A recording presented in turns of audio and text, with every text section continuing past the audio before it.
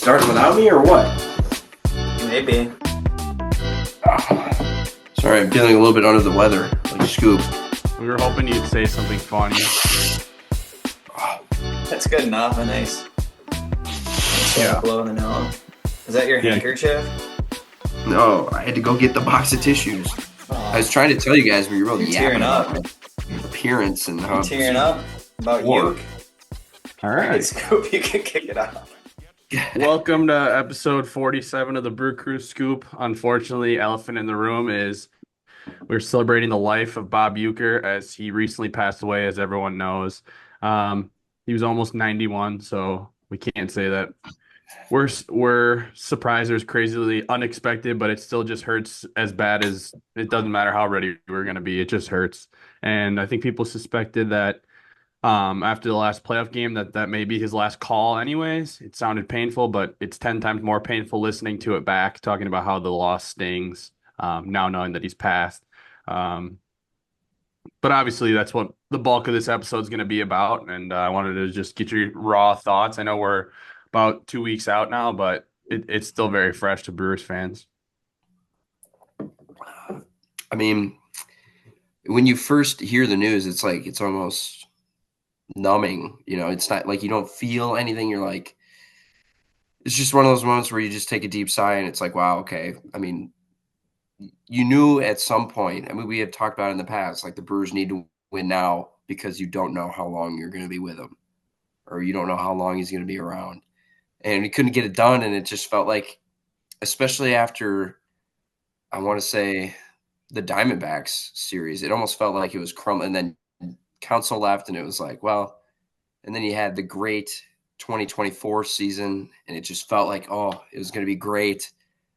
And I think at the end of the day, it's just like the Brewers couldn't get it done, and it was very depressing, thinking about, or I should say thinking now about what Brewers baseball is going to sound or even look like without you roaming around the stadium, being in the dugout before the games and all that kind of stuff. The Brewers social media, basically he was just another Brewers mascot. I mean, he was more probably well-known throughout the park than even Bernie Brewer. I mean, everybody knows who Uecker is. You see him in the park, you see him all over, you hear him while you're walking through the corridors of the stadium. On the radio, you hear him while you're taking a piss. I mean, it's just like, he's Brewers baseball. It's hard not to think of them together, and now we're going to be forced to do so. So it's a little different, and it sucks. I mean, I'm sure as hell going to miss them, and I've seen this a million times. I've heard it a million times. Brewers baseball will never be the same, and I don't think that we'll really understand that until that first game that every one of us listens to on the radio, whether it's the first game or it's the 50th game of the season. The first time you turn on the radio and you listen, it's just not going to feel the same. It's not going to have the same vibe or buzz, and that's what's really going to hurt. So I feel like a lot of Brewers fans at least are going to probably try and stay away from that. At least I am. That's something that I'm going to try not to do, is try to have that first game on the radio, because you have that full realization moment of like, wow, he's actually not here. Yeah, I think it's weird because obviously it's super sad, but like you said, Scoop, he was old. Guess what? Had just been 91, and lived as full of a life as I think pretty much anybody could. Between his sitcom, commercials, movies, WWE, calling games for ABC, obviously playing in the league, being flown out. I can't count how many times to be on Johnny Carson. It's just crazy, the reach he had. And yeah, he is Brewers baseball. Like, I know it's Mr. Baseball, but it's like Mr. Brewer to me too. The second you hear his voice, you just kind of would smile and think about all the good times the Brewers have brought you. And I think while it obviously sucks, we didn't get a ring for Uecker in Milwaukee. It's almost like, I don't know, a weird metaphor that like we all enjoy so much of being a Brewers fan and following along the Brewers, and have so much fun with all their seasons, all the teams, all the personalities, and haven't got that big one. And I think that's almost, I don't know, like a weird metaphor for Uecker too. Like, it was still so great, even though he didn't win the championship. So obviously, yes, we won a World Series, but like we still enjoy being a Brewers fan without it. And I think Uke made the most of that for sure. Like we're so happy to have him and proud that he was of Milwaukee and did so much. But his first love was the Brewers, and I don't think he'd change a thing, you know? So um yeah, it does suck though, and it's gonna be super weird, like you were saying, Kian, the start of next year when he's not there. When you're walking around the stadium and you're in the concourse and you don't hear Uke calling the game. Obviously, we're in good hands uh, in the booth, but um, yeah, it's gonna be tough. I went and I saw like his statue too, and all those Miller Lights, and it was just kind of crazy to look around too. I mean, I was there for just a little bit, kind of basking it in. Plus, it was good to be back at the stadium in the off season. And I don't know, probably like 30 plus people, maybe 40 people walked up just while I was standing there. Some like couples, kind of people, I guess, comforting each other or like a hug, and other people just basking and taking it in as well. There was a couple dudes sitting in the um, parking lot with a radio on, having some beers, and it was old Uke calls, so that was cool. But it's crazy to see the impact he had. And he knows he had that impact, but it would be cool to see if he saw the way the city and the game itself reacted. But he knew he had that kind of reach, I guess. But yeah. Yeah, it's probably one of the only times in my life that I feel like I'll probably get legitimately like really sad over someone passing that I never met. Like never met the dude. And I can't say that there's gonna be that many times. The only other time I can kind of think about that is maybe like Kobe dying just because it was so tragic, but like I wasn't a Lakers fan. It was just like a little bit of a bummer. But to think about people I've never met and truly getting like really sad, like um yeah, it's definitely up there for me. So, Well, and and it's it's just Brewers baseball, you know, that's what I was gonna say is it's like crazy. Like if it's, you think about when we have kids, or little Scoop Jr., mhm, like he won't have that experience of it being synonymous, Bob Uecker and Brewers baseball, because that's not what he's going to grow up listening to. And right. obviously we'll train that in his young head. But Hmm. um, I think that's kind of the saddest part for me is we're so lucky that we got to experience kind of the tail end bulk of his career. Like we definitely, our Brewers fandom is synonymous with him. Even a kid that's like 5 or 6, I think won't experience that as much now. And that sucks because that's what they're missing out on. There's so many laughs during a baseball broadcast that you have from listening to him on the radio that is won't be replicated. Um, One of a kind. I will say, just to even add on to that, of like the kids these days not having to, you know, or having the, ability to listen to him on the radio. I mean, growing up, you'd be coming home from, a Sunday baseball tournament after you just got blown out in the 8 a.m. That game, was and it's a you. 2-hour drive home, and the Brewers play a 105 game in Pittsburgh, and it's raining, and Bob Uecker's on the radio, and he's telling stories and all this stuff, and it's like I didn't even care about the baseball side at that point. You're just listening to somebody who's so good at telling stories, and I was just such a huge Brewers fan that I never even, thought of the two as different. I mean, he is, like you said, he is Brewers baseball, and it sucks that kids are not going to be able to, get to live through that as we did growing up. I mean, he Yeah. was summer in my eyes.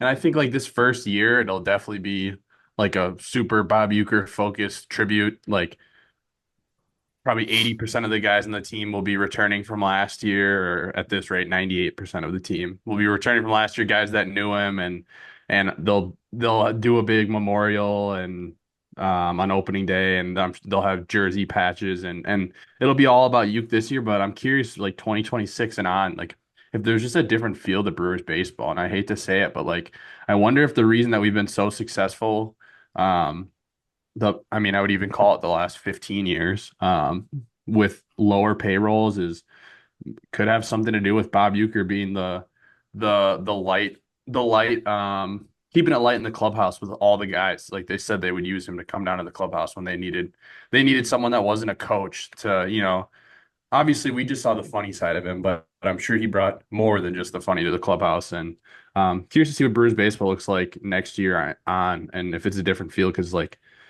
besides 1970 when he was like a scout for a year, it's been Bob Uecker and Brewers baseball for the entirety of Brewers baseball. So, Yeah. um, And like out of all the greats, he definitely, we're biased, but it seemed like he stayed one of the boys better than, I mean, I think I saw just this year him like uh giving some positive words to Devin Williams after that last outing. Like, yeah. and the players respected it, and Bob just felt like he was part of the team up until the end. And I think that's crazy. The dude was 90 talking to 20 Hmm. whatever year olds.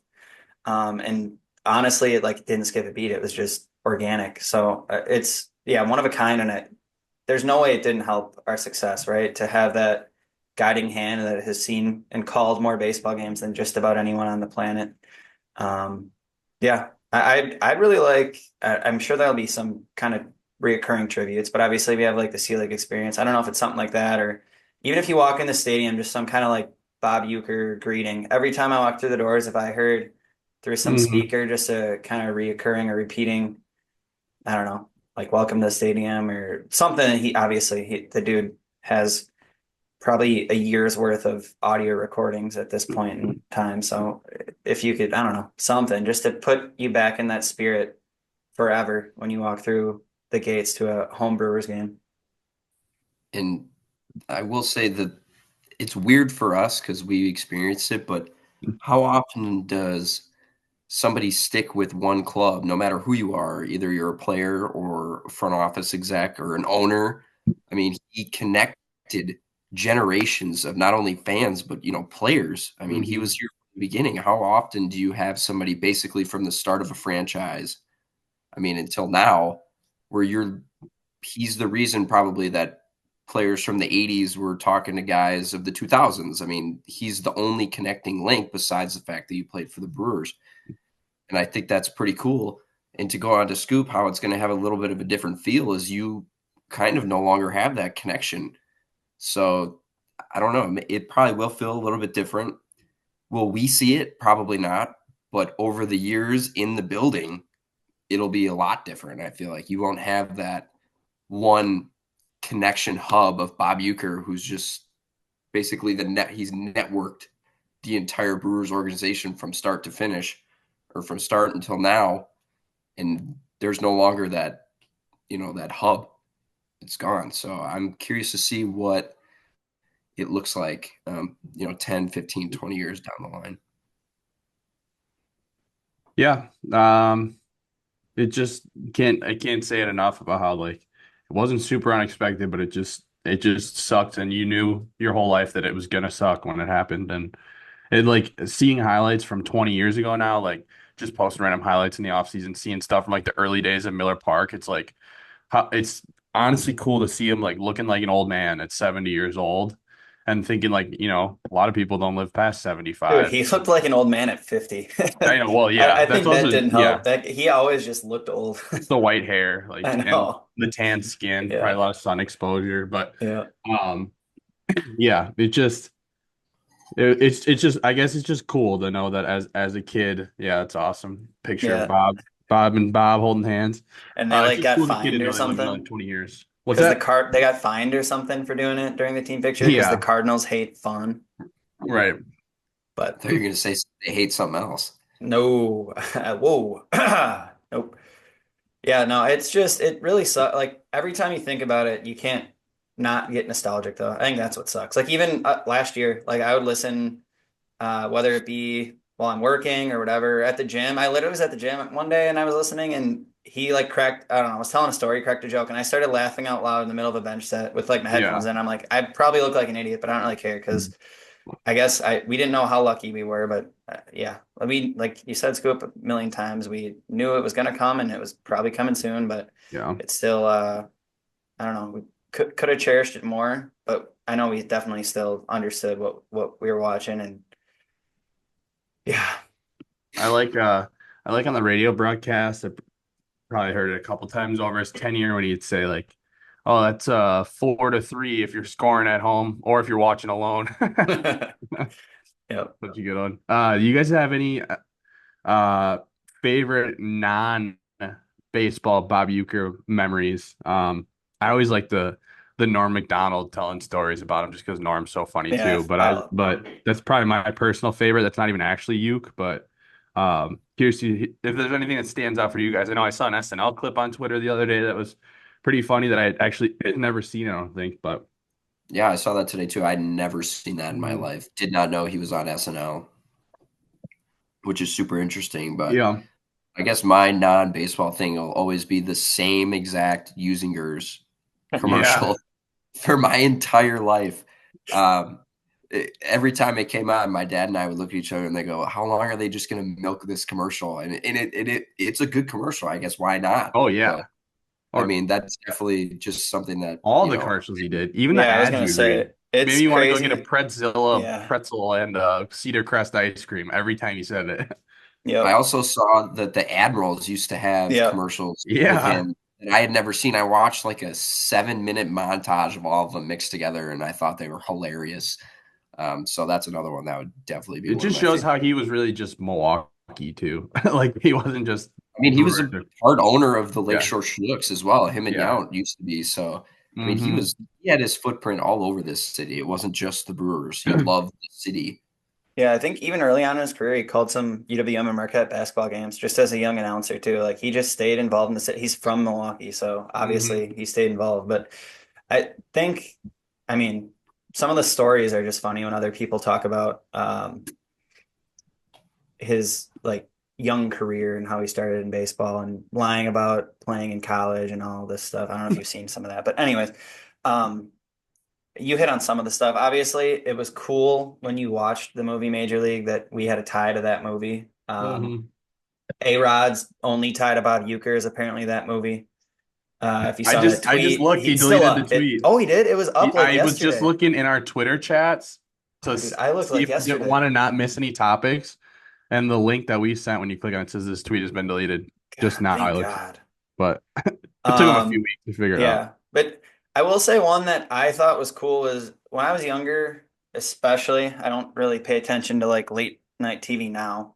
But when I was younger, I really liked like the Conan's late night show and some of the other ones. And then I was like, people would always talk about Johnny Carson. Obviously, we're too young to have lived through Johnny Carson, but Hmm. well, you get Gary Meyer, my grandpa, rolling on Johnny Carson. Oh, you'll be there for a couple of hours listening to him talk about that guy. But I was like, oh, so Johnny Carson's the best, blah blah blah. And all of a sudden, especially when it happened, but people talked about Euchre's appearances on Carson. But it is crazy that he was flown to like this studio. It must have been in LA.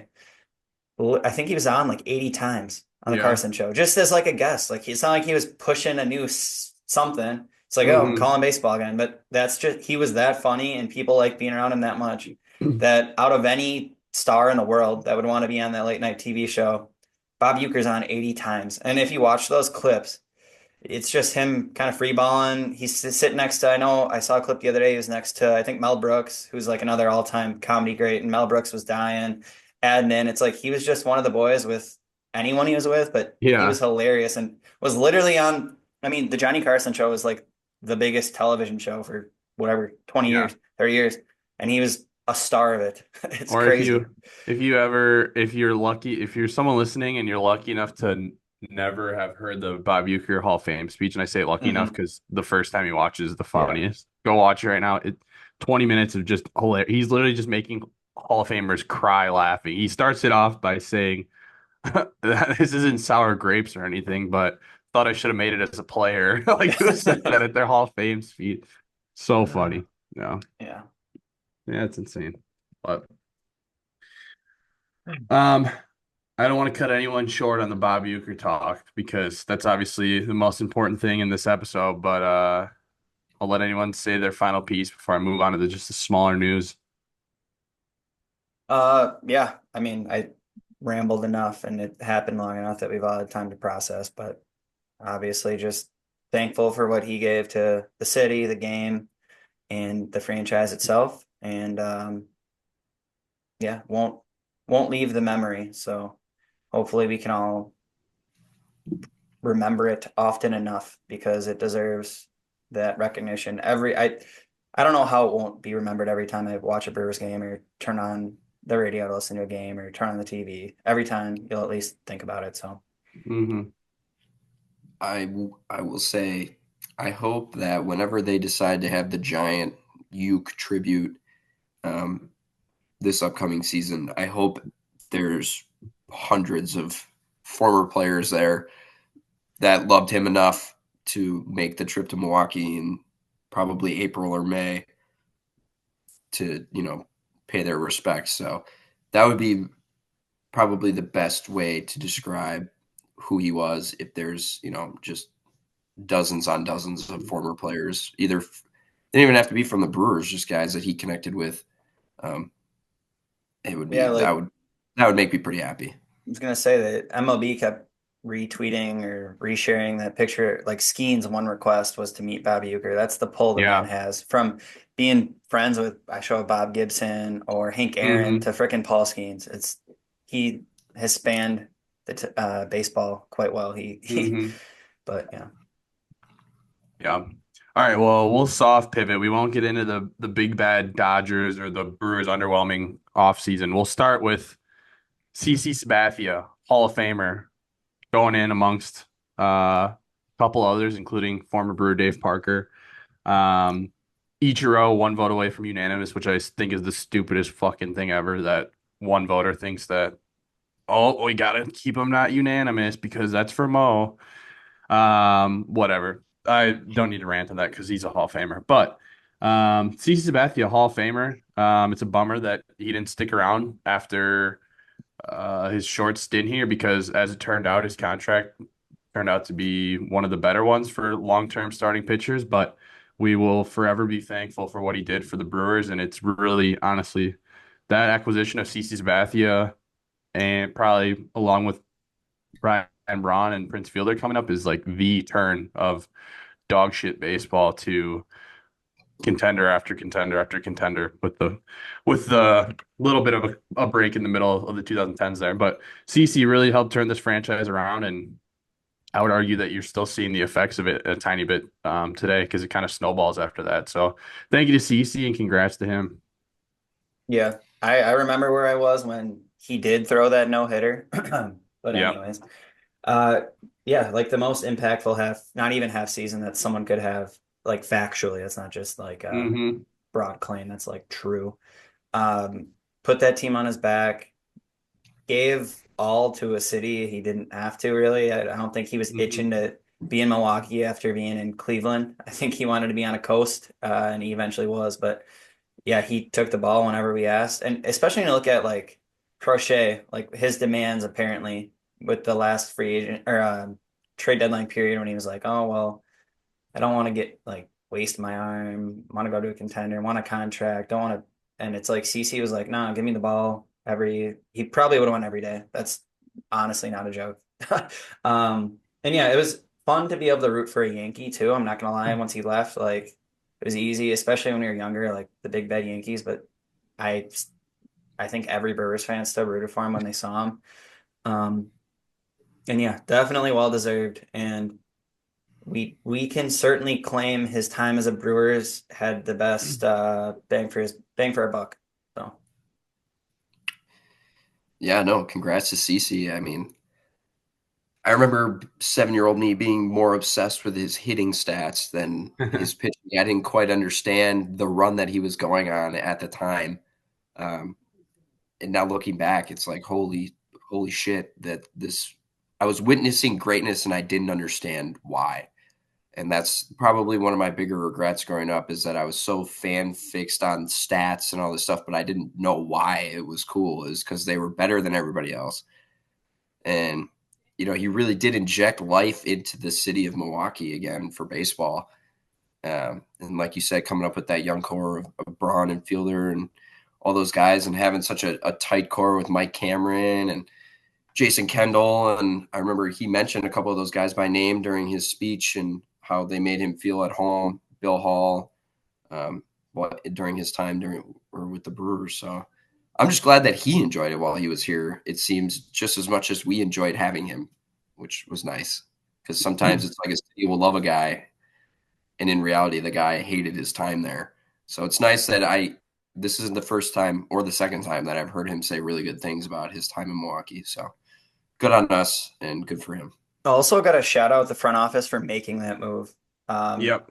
Especially when we were younger, we were so Doug like Mel. you guys hit on, but we were kind of dog water. And then all of a sudden, we were like, "What? What do we just do? We're acquiring one of the best pitchers in baseball. We're doing this thing, and we at least Hmm. made the offs." So Yeah, I caught all the fields the other day. I know MLB Network was showing his gem from game 162 that year, and then I posted on Twitter to let people know, and somebody replied back to us and said, "Oh, by the way, they posted the Bob Uecker call this the other day." I said, "Hold on."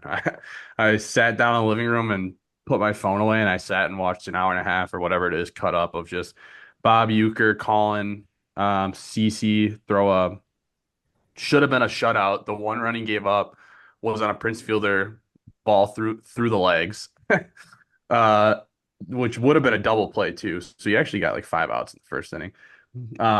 And then later in the sixth inning, CC just pulled the ball foul, hitting, almost tied it 1-1 on, and it would have been if you take away Prince's error, it would have been CC Sabathia 1, Cubs 0 in that game. So, um, yeah, that was awesome, and that's on YouTube now. So if you haven't watched it, go watch it.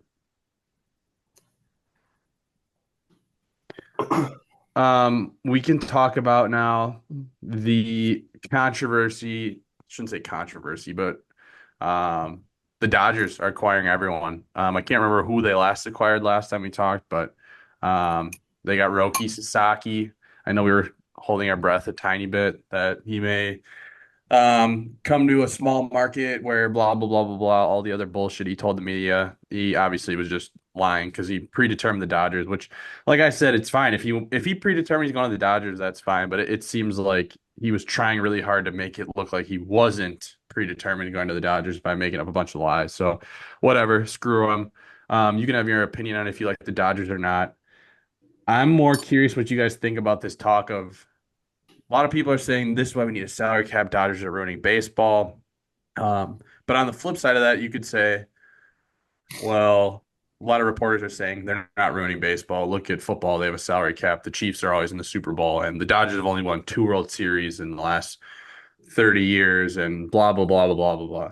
So, curious to hear all your thoughts. It's kind of a tenfold discussion. I think that it doesn't really matter. For me, it doesn't matter who the highest like two spending teams are. Like last year, it was the Mets.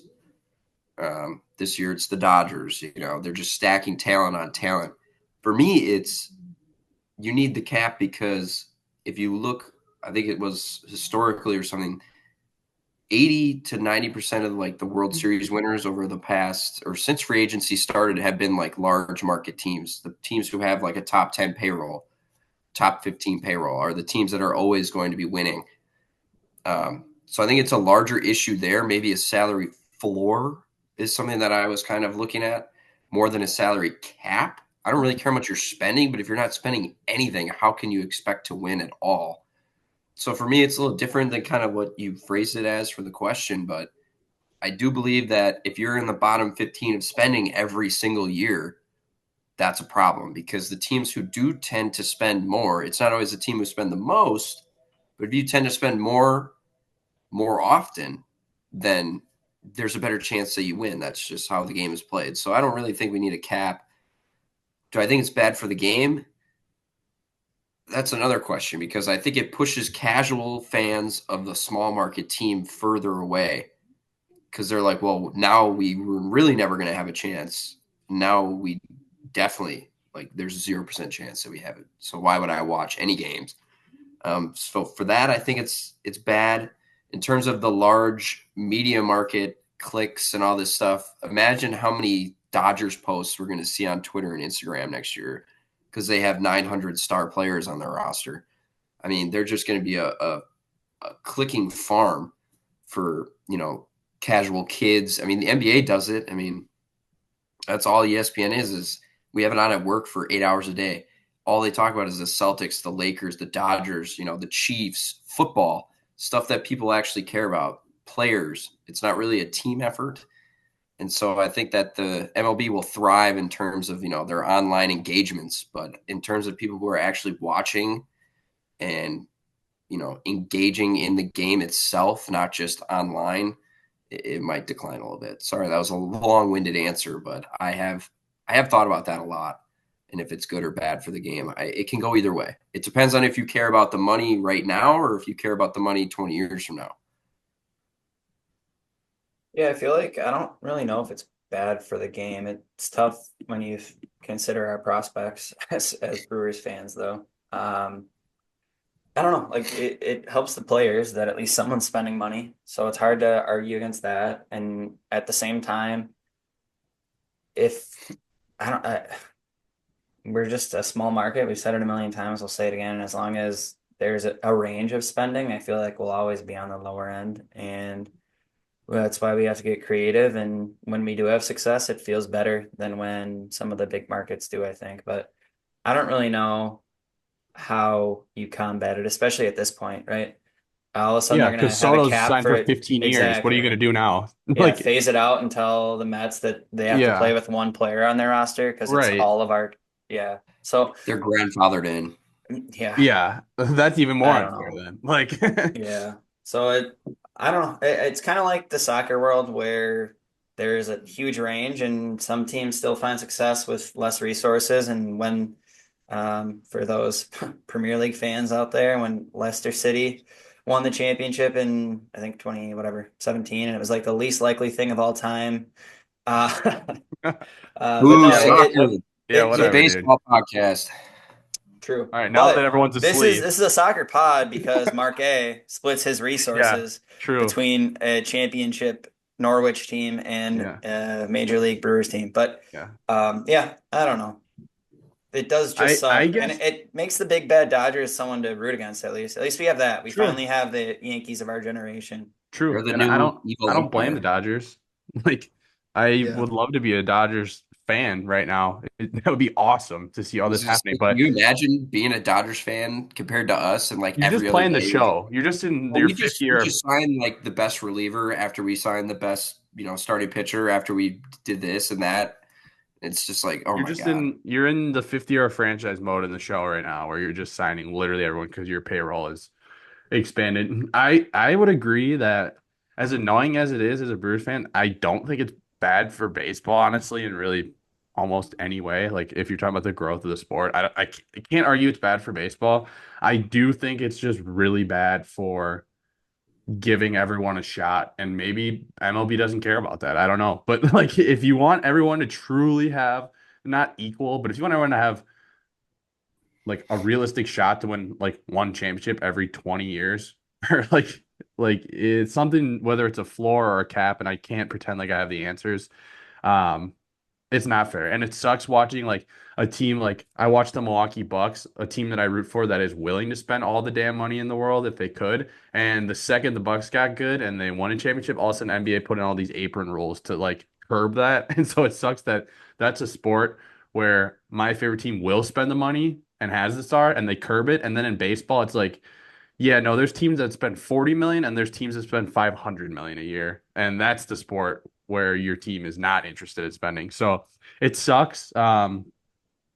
A floor would be nice, but the Brewers would be above the floor anyways. They spend 100 million. A floor would probably be 100 million. So that doesn't even really help. But I don't know what that does. But yeah, I don't have a solution. I was just curious. I don't think there's a clear-cut answer, but the one thing that's pissing me off is hearing reporters like getting mad at anyone critiquing the fact that it's unfair and be like, whoa, whoa, whoa, this is amazing for baseball. Like, don't you just are literally licking the buttholes of the rich teams. It, like, make it more obvious that you love the teams on the coast. It's annoying. That's what I My dislike the favorite most. part is Some reading reporters tweets. think they're too important. My favorite part is reading the tweets where people are like, oh, this is unfair. And then they quote to him and they go, your owner could do this too. And it's like, No, they okay, can't. that's not a fair argument. You can't just say that And and they then just can't. pretend Mark could like spend that's more money, but I don't believe that Mark Antonovsky is operating at $100 million profit every year. Like, I don't think that he's truly pocketing $100 million. like I love Dallas Braden, but he tweeted that at somebody, and I Yeah, was like, there's literally no way. I Like know. I agree. Mark A is a millionaire. He is not a billionaire. I can't Hmm. believe This is Dallas not would something that tweet that. Does he I know know. who he's employed by? That's what I was thinking too. I I was like, know. there's maybe he's Whatever. so, brainwashed from having to watch his team be ripped from his city that he Yeah. just thinks that all these owners are just cheap as fuck and that they profit billions of Yeah. dollars. Like, the Brewers could not spend $1 billion in an offseason and then Not to play a season and be mention, like, yep, we made it all back. I think the weird thing is that if every team acted like that, salaries would be They would just wild. go It through. would be insane inflation of MLB salaries. So it's not even like if every team did it, it would just be kind of it. People would complain as fans more than they already do. Why does he have to make that much money to just play baseball? Well, imagine if every team was spending whatever $500 million on their Mhm. roster every year. So But I don't know. And they do. I will say the MLB does a good job. I mean, for casual fans that might not know, there is a luxury tax threshold that these teams are being taxed Get at. penalized. And I do believe, correct me if I'm wrong, I do believe the tax penalty it gets dispersed Yeah. to, like the Yeah. The lower yeah, it's a market revenue teams. share thing, Yep. Yeah. which is So, I mean, good. It's good, yeah, but it's it's a not. decent It's team. not a perfect system. I don't think we give them as much credit as we do for doing at least that. I mean, that had to have been agreed upon by the owners, and they agreed to do that. So the more that the Dodgers spend, the more that the Brewers and the Pirates and the Oakland Athletics, or excuse me, Sacramento A's Nope. Just athletics. of the worlds, they get. So it's a good thing for us as well, because then technically that means we have more money to spend ourselves. All right. Well, technical difficulties. So, Kean, you're cut off. Yeah, they don't want to Yeah. hear what You're I have to welcome, say. It's everybody. too Yeah. powerful. All right. We could talk about the Milwaukee Brewers, the team we root for, how they've done nothing this offseason, which is fine. We don't need to do a lot, but we do need an infielder at the very least. Um, And it won't be here's Hassan Kim. yeah. Here's I your believe thoughts Brian on the Brewers. Anderson is He's still Yeah, available. available. He is Yeah, it's available. so available. we're holding out But hope. He's out there for the I right did price. I did want to mention before I let you guys run with the off-season topic, what your thoughts are about. I saw some people were upset that we didn't sign Wayne Miley because he wanted to be back on a minor league deal, and people were getting upset. But then I saw that it looks like if he makes the majors, it's like a $2.5 million deal, and I don't know. I'm kind of over just wasting that kind of money, and that's not a lot, but for the Brewers, it is at this point. I'm good on it. We got enough, I would say, 4 or 5 star, like number 4 and number 5 starters. Um, but not much has been going on for the Brewers. What's our takeaway? I'm rooting for him. I don't think he'll be great anymore. So Yeah. it's okay. Well, I'm not rooting for him because he's a red, but I am. I had the same feeling as I did when I saw that Colin Ray sign with the Cubs. And I said, the Brewers squeezed as much as they could out of somebody. And usually when they go to their next destination at that point, it does not go as well. I loved Wade, and I know Wade loved it here. But, sometimes those things just don't work out, and that's all right sometimes. I'm still going to root for him and Brent Suter. They're making the Reds very, very enticing to root for if the Brewers somehow fall out of the race mid-season. But, it's all right. I'll live. Um, Thoughts on our lack of activity this offseason? I know I just said that I don't think we really need much outside of maybe a second or third baseman. Um, feel good about the young core, and I feel decent about the pitching staff. But curious to hear what you guys thought if you're really upset about the inactivity. Personally, I'm not. I mean, we've said this before, and I've said this before at least, and I stick with it, is that I believe that the team's in a decent position right now, to the point where I don't believe we need that big punch, to get us over the top.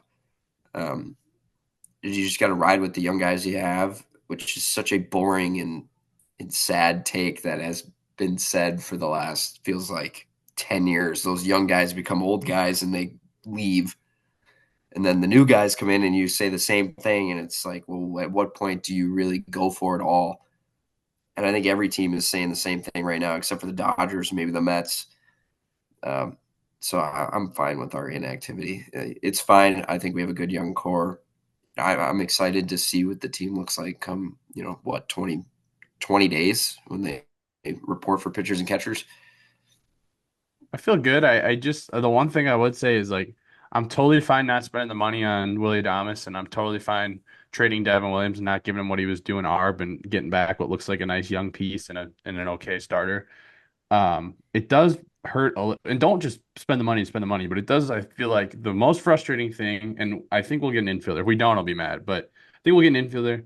The most frustrating thing I personally think of this offseason is that if you're gonna get rid of those guys because you can't afford their raises that they're due, you can at least spend the money that we spent last year on those guys and bring something in. So if I mean the offseason not over, this is what the Brewers do. They wait until the dust settles and then they go and grab somebody for less than what they were expecting at the start of the offseason. So that's fine, but just don't decrease the payroll from year to year. I hope they put the last two pieces on this roster and then ride with the young guys. I will say this does just feel like a weird Major League Baseball offseason. I don't know if that's just me or not. But it feels like there's not a ton of those middle tier free agents out there. At least that would fit us really well. It just feels like there wasn't like usually there's at least like 5 or 6 guys that I'm like, wow, if they sign this guy, I would be ecstatic. And it's like reasonable contracts, the 4 for 90 or the 5 for 110 or something like that. I just don't feel like there's a lot of those guys out there. So that's another reason why I'm like, well, the Brewers only do stuff when it fits them perfectly. They're not going to go really stretch and, get outside of their comfort zone for anybody. And that's why I'm more comfortable with them not doing anything rather than trying to stretch for somebody that, I don't think would be useful down the line. I would love to see somehow the only guy that I'm really infatuated with this year is Bregman. I think that he would fit well on the team. I think that I know you're saying that Cole's shaking his head. It's odd to me because it's nice that nobody else wants to pay him. That's what makes it enticing because then he'll take a shorter, higher AAV deal. See, I But disagree. I think he's gonna get. I think they're just trying to squeeze every last penny out of someone. I think he's not gonna get less than we're thinking. I Yeah, I think think he's he's sitting gonna. on a big deal. And I I think also he's. think I don't even know. a short AAV deal for us would be by far our highest payroll ever. I think, unless I'm speaking out of my Yeah, ass, but I don't see how he'd I take haven't done less the than like math. 30 a year, I bet 35. he's still gonna end up getting 6 for 175. Like he's still. I think he's just holding out, knowing that the Astros and probably the Cubs and someone else are putting in their final offers, and I think Bregman's gonna get paid But if he was gonna get paid. Yeah. until he signs, Kean, this is good Brewers talk podcast I mean, I'm just material. saying it would be fun to think You're right. about. They've And it's done it. Pat's They've done it guy. It is before. fun. I And like. like I said, there's not like a ton of middle guys where we can be like, oh, there's a Matt Garza who's gonna get, the Yeah, No 4 for thanks on the Matt 44. Garza. yeah. Well, I was just No, thinking of you're like the right. last couple deals, Kyle Loesch, Matt Garza, the guy who are in the middle tier Yeah. who wait. There aren't any of those guys left. And Bregman is like the Hmm. one big quote unquote fish out there. Well, that's And the fine. only way we would Then get him let's is with a high then AAV deal. we should have signed Hassan Kim then Yeah. I agree. for two years, I 29 thought it million. was a match made in heaven, to be honest with I you. would I thought have, at some point they were going to come together and figure it out, and that way but everybody then just stays at again, their position and he can slot in at short. but I then thought it made again, in their defense, he's coming off an injury. It's 2 for 29 with an opt out after the first year. So you figure if he has an all-star season, which is what you're hoping for out of a guy you're paying 14.5 million AAV, right? That's that probably your sounds last like a move. story I've heard You before want with him. you if the Brewers are going to do that at the end of their payroll, you want him to be an all-star. Well, then he opts out. So what's the point? So I guess And I'll give him a little bit of a pass on Hassan Kim, but I also would have been very excited to see it. yeah, and he's not back for the start of the year from what I saw. I think he's Yeah. back Yeah, earliest Like in May, May, and I who thought. knows yeah, with the I heard shoulder May. thing. So, And if he opts out, it would suck. But yeah, um I agree that I don't think we need to do much, but it does, as one of the founding members of the Oliver Dunn fan club, it doesn't seem great to be staring down the barrel of him and I guess Durbin probably being a platoon at third, perhaps the way it looks.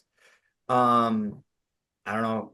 I don't think they play Tyler Black at third, and I don't think Sal's coming to play third this year, but we'll see what they start pumping I out of camp.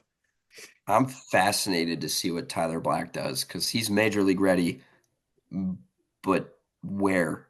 I mean, you're just gonna have him play a whole another year at AAA, or are you Well, gonna sit him Jake on the Bowers bench? is back on a I minor know. league deal, I think so Bowers will be cut. I mean, I'm not really worried about that. There's a reason that nobody wanted him, well, we but we thought that all last year too, and I did, and he I fucking don't know. stayed on the damn roster. So We you're need. right. I've I think been before.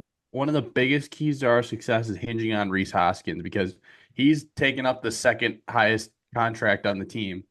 Um, I heard he has. you, I think you he had gotta a start kid in the hitting, off buddy. season. I think he had a kid in the off season. All He's right, got dad power. He's got to good, provide for the family. good. I'm just glad to Um, hear he was having sex, so that's good. That changes what I.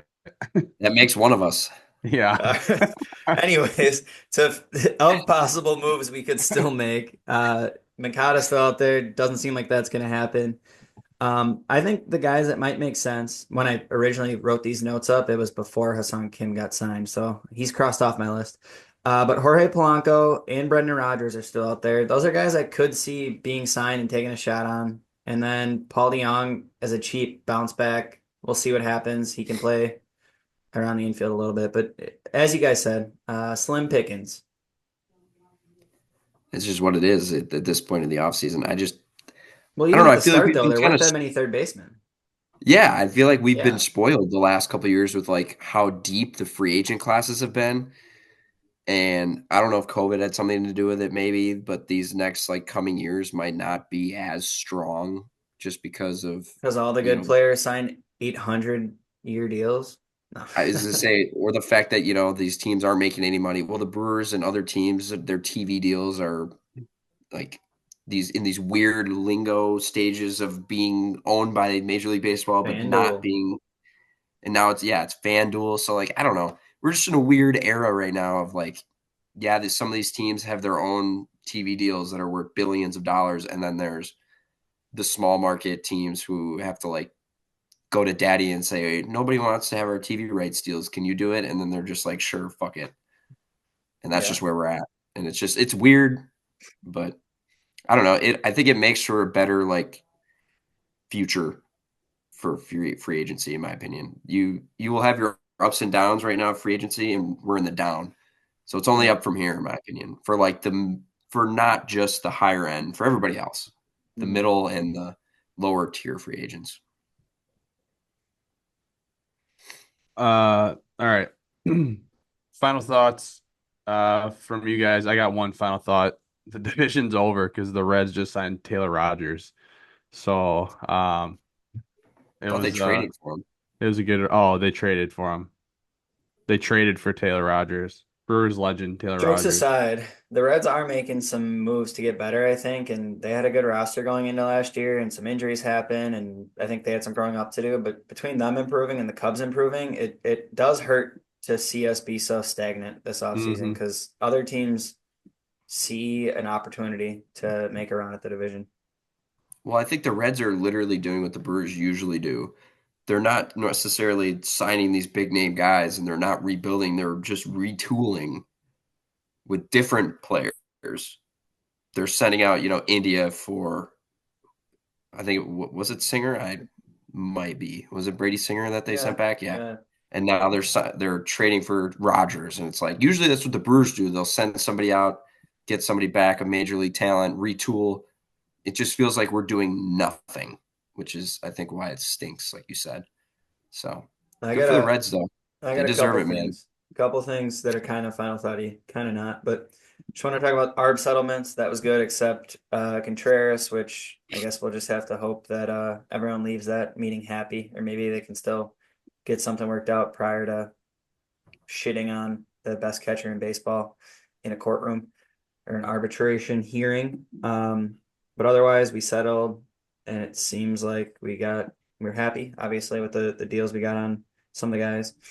Um, we signed Jorge Alfaro. I think that's how you pronounce the last name, but I know he was hyped at first when he came up, and I don't know. We'll see if he beats out like Haas or something, but it was worth noting, I guess, relative to our offseason. And a couple other pitchers. One that was in Japan last year, Alvin Rodriguez, with a bunch of induced vertical break, which Tobias Myers had a very successful season with the pitching lab last year, highlighting that skill that he has. So maybe we can get something out of Alvin Rodriguez down the road. And we also signed Abdil Maidoza, who was in Double A last year and was in the Dominican this winter. And I guess he was pretty good in Double A last year. So we're at least making little signings, which now maybe we're not super familiar with who these prospects are, but the Brewers bullpen has taught me to not doubt anyone they sign. So keep an eye on that. And then I was going to ask if you guys saw, I think today on Twitter, the MLB tweeted the ERA leaders of the 2020s with a minimum of 450 innings pitched. Did you see who the number one ERA Yeah, and pitcher whip was? too. Brandon Woodruff. Yep, Woody. Woody number one. Mm-hmm. He is him. Corbin number 4. Ooh, just kidding. But yeah, that is what I wanted to highlight, and I wanted to shout out John Axford for being added to the Wall of Honor. Oh yeah. Well deserved. Jack's man. The same day that I tweeted the highlight of him Well, yeah, coming it's because back you in knew. You had the 2021. inside So it's like, source. honestly, some would say that I did it. You did have the inside scoop. Uh, Man, I'm good at that shit. All Kian, close right. us out, Um, Kian. Come on. I don't have any final thoughts. Oh, nice. I am with the weather, being 40 with 75-mile-an-hour winds. It does just remind me of spring and with the baseball season rolling around. Oh yeah. I'm excited. Also, MLB The Show 25 only being next gen. Huge news. Huge news for any of our MLB The Showers out there. That is big time shit. Got any thoughts on the cover athletes, Coach Kian? I think they did much better than they have in years past. Jazz Chisholm was an interesting pick. I think they bringing 3 up and coming stars from different paths is a good choice, and I And think they it's put exciting. LSU on the cover, which makes me think that Road to the Show is going to start in college, which is going to be I heard it's going to start in high school. I heard it's going to start in the Dominican Republic. that would be sick. That would Oh, be that's been years past. yeah. That They've would be already done that in sick there. if we could play the College World Series and then. All right, that's it. Rest in peace, Bob Uecker. Sad to be a Brewers fan right now, but we'll get through it. Go Brewers.